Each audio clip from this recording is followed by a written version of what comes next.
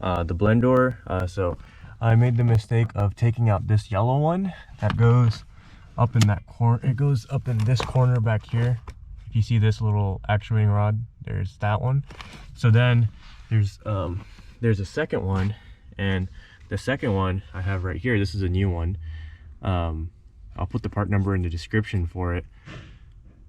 But this is the second one, and it's hidden. It's actually hidden behind this vent piece right here. So this vent piece actually sits right in this area. So if you can see, this is let me get some light in here. But this right here is the vent, and then it screws in back here.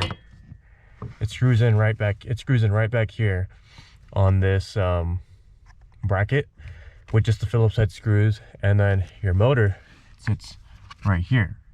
So that's the motor for this specific problem. I know people have replaced a bunch of other stuff, but that's how you get to this one. You remove pretty much this kick panel here. You're gonna remove this fuse box cover here, and then I also removed this down here, and then you'll have one more panel right here. Pop it out of the way. You'll have two screws. You'll have one up here.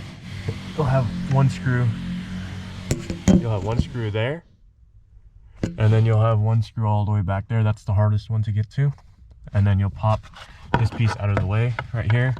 And once you pop this piece out of the way, you'll have plenty of access to get to this stepper motor right here.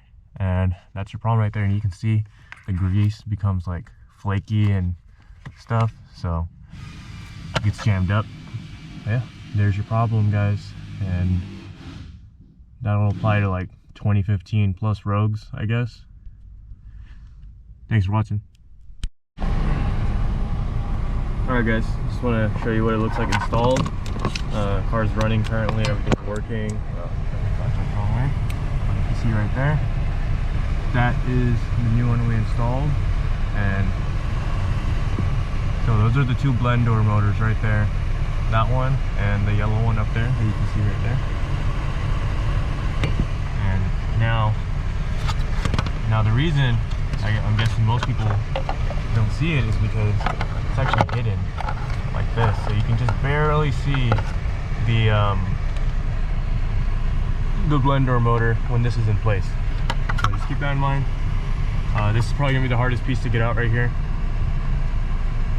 Just be patient, you'll get it out.